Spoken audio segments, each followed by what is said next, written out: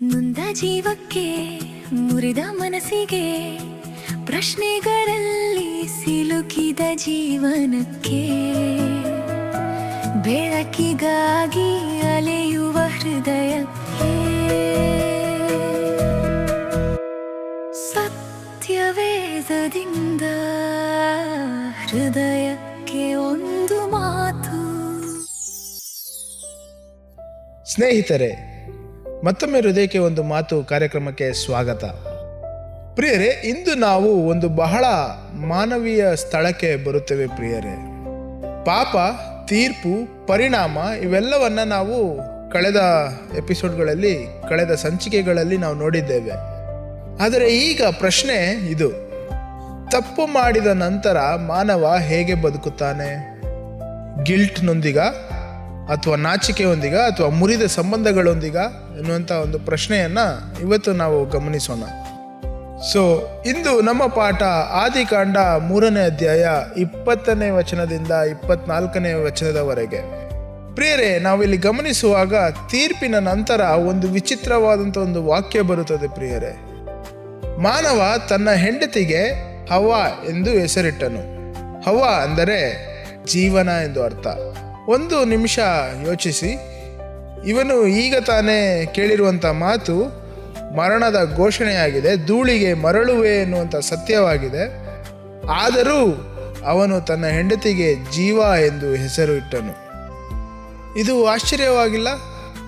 ಹೌದು ಪ್ರಿಯರೇ, ನ್ಯಾಯದ ಮಧ್ಯೆಯೂ ಜೀವನ ಮುಂದುವರಿಯುತ್ತದೆ ಎನ್ನುವಂಥದ್ದು ಸ್ಪಷ್ಟವಾಗಿರುವಂಥ ಒಂದು ಮಾತು.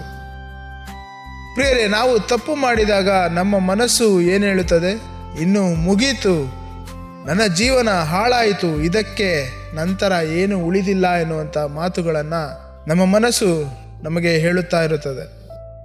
ಆದರೆ ಈ ಪಾಠವು ಹೇಳುವಂಥ ಮಾತು, ಪಾಪದ ನಂತರವೂ ಜೀವನ ಸಂಪೂರ್ಣ ಮುಗಿಯುವುದಿಲ್ಲ. ಆ ನಂತರ ಮತ್ತೊಂದು ದೃಶ್ಯ ಬರುತ್ತದೆ. ಪ್ರಿಯರೇ, ಅವರು ಮೊದಲು ಏನು ಮಾಡಿದರು ಎಂಬುದಾಗಿ ನಾವು ನೋಡುವಾಗ ಅಂಜೂರದ ಎಲೆಗಳನ್ನು ಹೊದ್ದಿಸಿಕೊಂಡರು ಎಂಬುದನ್ನು ನಾವು ಗಮನಿಸಬಹುದು.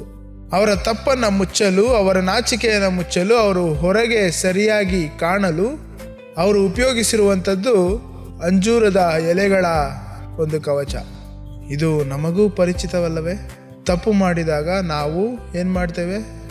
ಅದಕ್ಕೆ ಎಕ್ಸ್ಪ್ಲನೇಷನ್ ಕೊಡ್ತೇವೆ, ನಮ್ಮ ಒಂದು ಇಮೇಜನ್ನು ಉಳಿಸಿಕೊಳ್ಳೋಕ್ಕೆ ಟ್ರೈ ಮಾಡ್ತೇವೆ, ಜಸ್ಟಿಫಿಕೇಶನ್ ಮಾಡ್ಕೊತೇವೆ, ನಾನು ಅಷ್ಟು ಕೆಟ್ಟವನಲ್ಲ ಅನ್ನುವ ಮನೋಭಾವನೆಯನ್ನು ತೋರಿಸುತ್ತೇವೆ. ಆದರೆ ಪಾಠವು ಹೇಳುತ್ತದೆ, ದೇವರು ಅವರಿಗಾಗಿ ಚರ್ಮದ ವಸ್ತ್ರಗಳನ್ನು ಮಾಡಿ ಹೊದಿಸಿದರು ಎಂಬುದಾಗಿ. ಇದು ಬಹಳ ಆಳವಾದಂಥ ವಾಕ್ಯ. ಪ್ರಿಯರೇ, ಮಾನವನ ಎಲೆಗಳು ತಾತ್ಕಾಲಿಕವಾದಂಥ ಒಂದು ವಸ್ತ್ರವಾದರೆ ದೇವರ ವಸ್ತ್ರ ಶಾಶ್ವತವಾದಂಥ ಒಂದು ವಸ್ತ್ರವಾಗಿತ್ತು. ಅಂದರೆ ಮಾನವನ ಪರಿಹಾರ ಹೊರಗಿನಿಂದ ಮಾಡಿಕೊಳ್ಳುವಂಥ ಪರಿಹಾರವಾಗಿತ್ತು. ಆದರೆ ದೇವರ ಪರಿಹಾರ ಒಳಗಿನ ಸಮಸ್ಯೆಗೆ ಇದ್ದದ್ದು. ಪ್ರಿಯರೇ, ಸಾಮಾನ್ಯವಾಗಿ ನಾವು ಗಿಲ್ಟನ್ನು ಹೇಗೆ ಹ್ಯಾಂಡಲ್ ಮಾಡ್ತೇವೆ? ಬೇರೆ ಡಿಸ್ಟ್ರಾಕ್ಷನ್ಸಲ್ಲಿ, ಅಥವಾ ನಮ್ಮನ್ನು ನಾವು ಬ್ಯುಸಿ ಇಟ್ಕೊಳ್ಳೋ ಪ್ರಕಾರ ಬ್ಯುಸಿ ಸ್ಕೆಡ್ಯೂಲಲ್ಲಿ, ಅಥವಾ ನಾವೇನಾದರೂ ಅಚೀವ್ ಮಾಡಿ ಸಕ್ಸಸ್ ಬಂದ ಮೇಲೆ. ಆದರೆ ಒಳಗಿನ ಲಜ್ಜೆ ಹೋಗುತ್ತಾ? ಪ್ರಿಯರೇ, ಈ ಪಾಠವು ಹೇಳುವಂಥದ್ದು ನೀವು ನಿಮ್ಮನ್ನೇ ಸಂಪೂರ್ಣವಾಗಿ ರಕ್ಷಿಸಿಕೊಳ್ಳೋದಕ್ಕೆ ಸಾಧ್ಯವಿಲ್ಲ ಪ್ರಿಯರೇ. ಆದರೆ ದೇವರ ಪರಿಹಾರವೇ ಸಾಕಾಗಿರುವಂಥದ್ದು. ಅನಂತರ ಕಠಿಣವಾದಂಥ ಒಂದು ದೃಶ್ಯ ಬರುತ್ತದೆ. ಪ್ರಿಯರೇ, ದೇವರು ಅವರನ್ನು ತೋಟದಿಂದ ಹೊರ ಹಾಕಿದರು ಎಂಬುವಂಥ ಮಾತನ್ನು ನಾವು ನೋಡಬಹುದು. ಮೊದಲ ದೃಷ್ಟಿಗೆ ಇದು ದಂಡನೆಯಂತೆ ಕಾಣಿಸಿದರೂ ಅದು ದಂಡನೆ ಅಲ್ಲ ಪ್ರಿಯರೇ. ಇಷ್ಟೆಲ್ಲ ಆದ ಮೇಲೆ ಇದು ಒಂದು ಬೇಕಿತ್ತಾ ಎನ್ನುವಂಥ ಪ್ರಶ್ನೆ ನಿಮ್ಮಲ್ಲಿ ಬರಬಹುದು. ಆದರೆ ದೇವರು ಹೇಳುವಂಥ ಮಾತು, ಅವರು ಜೀವವೃಕ್ಷದ ಫಲವನ್ನು ತಿನ್ನಬಾರದು ಎನ್ನುವಂಥ ಮಾತು ದೇವರ ಮಾತಾಗಿದೆ. ಯಾಕೆ ಎಂಬುದಾಗಿ ನಾವು ನೋಡುವಾಗ, ಪತನಗೊಂಡ ಈ ಸ್ಥಿತಿಯಲ್ಲಿ, ನಾಶವಾಗಿರುವ ಈ ಸ್ಥಿತಿಯಲ್ಲಿ ಅವರು ಆ ವೃಕ್ಷವನ್ನು ತಿನ್ನುವುದಾದರೆ ಅದು ಶಾಶ್ವತ ಜೀವನವನ್ನು ನಾಶಗೊಳಿಸುತ್ತದೆ ಪ್ರಿಯರೇ. ಇದು ಕೃಪೆ ತಾನೆ? ಕೆಲವೊಮ್ಮೆ ಹೊರಹಾಕುವುದು ಶಿಕ್ಷೆಯಲ್ಲ ಪ್ರಿಯರೇ, ಅದು ರಕ್ಷಣೆ ಆಗಿದೆ. ಕೆಲವೊಮ್ಮೆ ಮುಚ್ಚಿದ ಬಾಗಲು ಅದು ನಿರಾಕರಣೆ ಅಲ್ಲ ಪ್ರಿಯರೇ, ಕಾಪಾಡುವ ಕ್ರಮವಾಗಿದೆ. ಹಾಗಾದರೆ ಸ್ನೇಹಿತರೆ, ನಮ್ಮ ಜೀವನದಲ್ಲೂ ಹೀಗೆ ಆಗಿದೆಯಾ ಅಥವಾ ಆಗುತ್ತಾ ಇದೆಯಾ? ಒಂದು ಅವಕಾಶ ಮುಚ್ಚುತ್ತದೆ, ಒಂದು ಸಂಬಂಧ ಮುರಿಯುತ್ತದೆ, ಒಂದು ದಾರಿ ತಡೆಯಲ್ಪಡುತ್ತದೆ. ನಾವು ಅದನ್ನು ದಂಡನೆ ಎಂದು ಭಾವಿಸುತ್ತೇವೆ. ಆದರೆ ದೇವರು ಒಂದು ದೊಡ್ಡ ಹಾನಿಯಿಂದ ಕಾಪಾಡುತ್ತಾ ಇದ್ದಾರೆ ಎನ್ನುವಂಥ ಒಂದು ಮನೋಭಾವನೆ ಯಾಕೆ ನಮಗೆ ಬರುವುದಿಲ್ಲ? ಈ ಪಾಠ ನಮಗೆ 3 ದೊಡ್ಡ ಸತ್ಯಗಳನ್ನು ತಿಳಿಸುವಂಥದ್ದಾಗಿದೆ. ಒಂದು, ಗಿಲ್ಟ್ ನಮ್ಮನ್ನು ಮುಚ್ಚಲು ಪ್ರೇರೇಪಿಸುತ್ತದೆ, ಆದರೆ ದೇವರು ನಿಜವಾದ ಆವರಣವನ್ನು ಕೊಡುವಂಥವರಾಗಿದ್ದಾರೆ. ಕಠಿಣ ನಿರ್ಧಾರಗಳಲ್ಲಿಯೂ ಕೃಪೆ ಅನ್ನುವಂಥದ್ದು ಅಡಗಿರಬಹುದು ಪ್ರಿಯರೇ, ಇದು ಸತ್ಯ.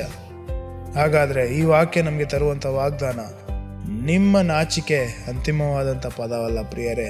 ನೀವು ಎಲೆಗಳಿಂದ ನಿಮ್ಮನ್ನು ಮುಚ್ಚಿಕೊಂಡರೂ ದೇವರು ಇನ್ನೂ ಉತ್ತಮವಾದ ಆವರಣವನ್ನು ಕೊಡಲು ಸಿದ್ಧರಾಗಿದ್ದಾರೆ ಪ್ರಿಯರೇ. ಆದರೆ ಒಂದು ಆಜ್ಞೆ, ಸ್ವಯಂ ಆವರಣವನ್ನು ಬಿಡಬೇಕು, ಜಸ್ಟಿಫಿಕೇಶನ್ ಬಿಡಬೇಕು, ನನ್ನ ಒಂದು ಇಮೇಜನ್ನು ಕಾಪಾಡಿಕೊಳ್ಳುವಂಥ ಪ್ರಯತ್ನವನ್ನು ಬಿಡಬೇಕು ಪ್ರಿಯರೇ. ದೇವರ ಮುಂದೆ ಸತ್ಯವಾಗಿ ನಿಲ್ಲಬೇಕು. ಕರ್ತನು ಕೊಡುವಂಥ ಆವರಣವನ್ನು ನಾವು ಸ್ವೀಕರಿಸಬೇಕು ಪ್ರಿಯರೇ. ಹಾಗಾದರೆ ಇದನ್ನು ನೆನಪಿಟ್ಟುಕೊಳ್ಳೋಣ, ನಾವು ಎಲೆಗಳಿಂದ ನಮ್ಮನ್ನು ಮುಚ್ಚಿಕೊಳ್ಳಬಹುದು, ಆದರೆ ದೇವರು ಮಾತ್ರ ನಮ್ಮ ನಾಚಿಕೆಯನ್ನು ನಿಜವಾಗಿಯೂ ಮುಚ್ಚಬಲ್ಲನು. ಪ್ರಿಯರೇ, ನ್ಯಾಯದೊಳಗಿನ ಕೃಪೆ ಇದೇ ದೇವರ ಸ್ವಭಾವ. ಹಾಗಾದರೆ ನಾಳೆ ಭೇಟಿಯಾಗೋಣ. ಮರೆಮಾಚಿಕೆ ಅಲ್ಲ ಪ್ರಿಯರೇ, ಸತ್ಯದಲ್ಲಿ ಬದುಕುವ ಹೃದಯ ನಮಗಿರಲಿ. ಆಮೇನ್. ದುಂದ ಜೀವಕ್ಕೆ ಮುರಿದ ಮನಸ್ಸಿಗೆ ಬೆಳಕನ್ನು ಹುಡುಕುವ ಹೃದಯಕ್ಕೆ ಸತ್ಯವೇದದಿಂದ ಹೃದಯಕ್ಕೆ ಒಂದು